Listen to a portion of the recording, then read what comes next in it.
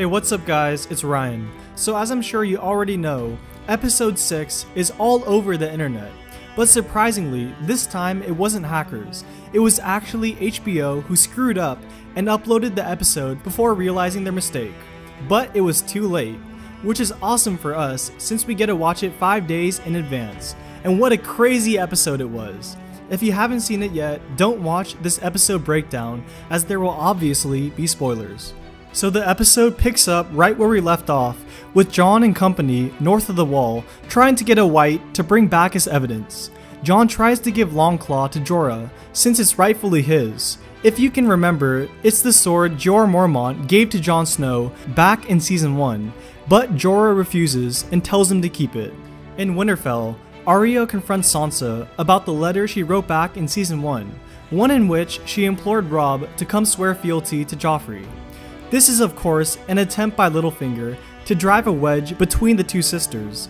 In a later scene, he even indirectly suggests to Sansa that Brienne is available to do anything for her, even if it means protecting her from Arya.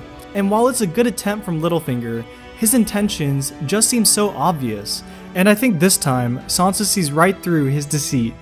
Even Brienne warns her multiple times about Littlefinger in this episode, and she sends Brienne to King's Landing, which shows us that she's not influenced by Littlefinger at all. Next we are shown Daenerys and Tyrion talking, and the whole time it felt as if her attitude towards him is totally different. Daenerys is extremely standoffish, and anything he says she quickly refutes. Your Grace, I saw hundreds of arrows fly towards you when you fought on the Blackwater Rush, and I saw hundreds of arrows miss. But any one of them could have found your heart and ended you. You've been thinking about my death quite a bit, haven't you? It's clear to me that her trust in his advice is fading quickly. I think this is due to a few reasons. First, she's not happy that Tyrion's war strategy lost them Dorne and Highgarden. He also went to visit Jaime, and even though Daenerys knew about that, it could have furthered the doubt that she already had in her mind. And I think her talk with Olenna struck a chord. He's a clever man, your hand. I've known a great many clever men. I've outlived them all. You know why? I ignored them. Back north of the wall, the group gets attacked by a white bear, and Thoros of Myr gets mauled pretty terribly, but he still manages to climb a mountain with the help of booze. And this is where the episode really starts popping off. Jon and company ambush a group of whites and a White Walker, and as soon as Jon slays the White Walker, all the whites crumple and die.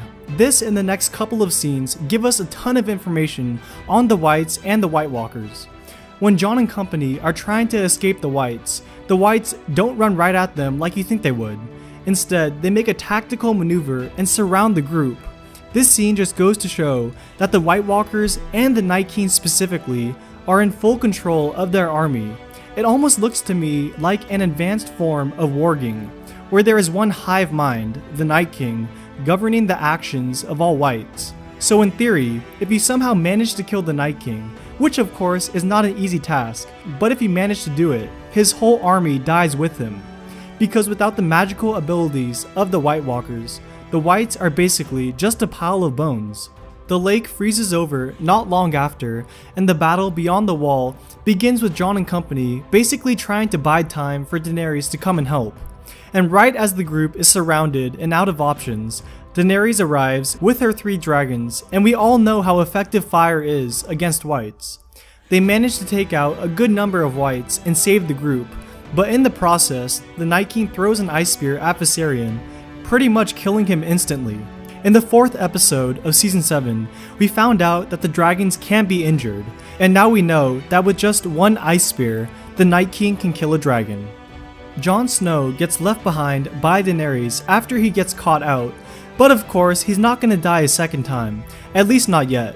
Benjen Stark comes to his rescue and gives up his own life so Jon can make it back to the wall. In Winterfell, Sansa and Arya have a really strange interaction, and she learns more about what Arya's been doing all this time. At one point, it looks as if Arya is going to attack Sansa, but she ends up handing the knife over to her. Although this whole conversation was extremely creepy and weird on Arya's part, her handing over the knife, to me that feels like an act of trust, and I believe it's Arya's way of showing Sansa that they're on the same side. This act also shows Sansa that Arya means her no harm and will not be telling anyone else about the letter as Littlefinger wanted. Just going off that, it seems as if Littlefinger is so weak right now in terms of his power. He's resorted to trying to turn Arya and Sansa against each other, and it looks like even that isn't working. Everyone knows his intentions, the kind of man he is, and what he's capable of. He already manipulated Sansa once, and I find it hard to believe he can do it again. Bran sees right through him, and so does Arya. Imagine chaos is a ladder.